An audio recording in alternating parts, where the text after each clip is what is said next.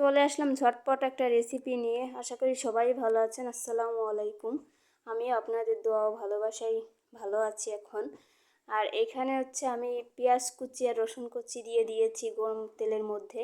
আর 2 চা চামচ ধনিয়ার গুঁড়ো, হলুদের গুঁড়া, স্বাদ মতো লবণ ও মরিচের গুঁড়া দিয়ে দিব। আর এটা হচ্ছে ভালো করে কষাবো, এই জন্য আমি হচ্ছে ভালো করে হচ্ছে নেড়ে দিচ্ছি।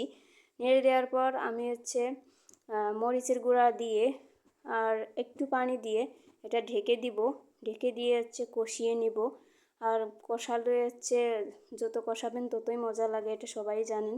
তো আমি হচ্ছে স্বাদ মতো একটু পানি দিচ্ছি কষানোর জন্য। তো আমি এটা আবার হচ্ছে ঢেকে দিব। ঢেকে দেওয়ার পর আর আজকে আমি কি রান্না করব সেটাই আপনাদেরকে দেখাবো এরপর। আর আমি হচ্ছে অফ ক্যামেরায় মাছ ভেজে রেখেছিলাম, এখানে টাকি মাছ 4 টুকরা। আর এইখানে হচ্ছে আলু ছোট ছোট পিস করে রেখেছিলাম 2টা আলু দিয়ে হচ্ছে আমি আজকে আর সিমের বিচি দিয়ে রান্না করব। আর সিমের বিচির সাথে কিন্তু আলু অনেক মজা লাগে খেতে। তো আমি এটা অফ ক্যামেরায় হচ্ছে ভেজে রেখেছিলাম মাছটা।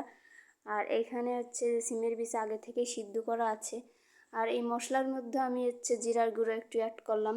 আর রান্নার শেষে সময় একটু জিরার গুঁড়ো দিব। আমার মশলা কষানো হয়ে গেছে, আমি এখন হচ্ছে আলুগুলো হচ্ছে দিয়ে দিব। এইগুলো হচ্ছে আরেকটু নেড়ে চেড়ে এটাও একটু পানি অ্যাড করব। পানি অ্যাড করে এটাও আমি ঢেকে দিব যাতে আলুটাও একটু সিজে যাবে। তো এভাবেই কিন্তু রান্না করলে স্বাদটা অনেক বেড়ে যায়।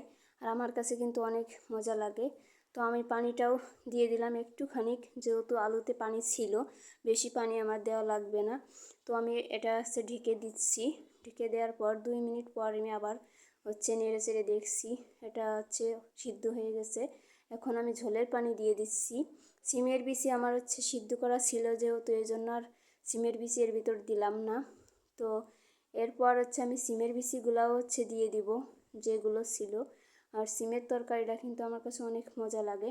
আর টাকি মাছ দিয়ে আমি কখনো সিমের বিচি রান্না করিনি। পাবদা মাছ দিয়ে রান্না করেছি, রুই মাছ দিয়ে রান্না করেছি, এই ফার্স্ট টাকি মাছ দিয়ে রান্না করতেছি।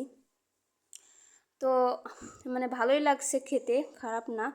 আর সিমের বিচি অনেকেই পছন্দ করে। আমি কিন্তু এটা হচ্ছে আগে খেয়েছি, আমাদের গাছ থেকে ধরতো সেইগুলো হচ্ছে আমার মা দেখতাম রান্না করতো ডাউল হিসেবে। আর এখানেই দেখি হচ্ছে পাবদা মাছ দিয়েই সিলেটিরা খায়। তো আমি এখন হচ্ছে আমার মাছগুলো হচ্ছে দিয়ে দিলাম। ঝোলের পানি দেওয়া হয়ে গেছে যে ইসে। তো আমার হচ্ছে ঝোলটাও কমে গেছে, আমি জিরার গুঁড়াও একটু অ্যাড করলাম। আর রান্নাটা এত মজা হয়েছিল খেতে। আশা করি আপনাদের কাছে রান্নাটা খুবই ভালো লেগেছে। ভালো থাকবেন, আল্লাহ হাফেজ।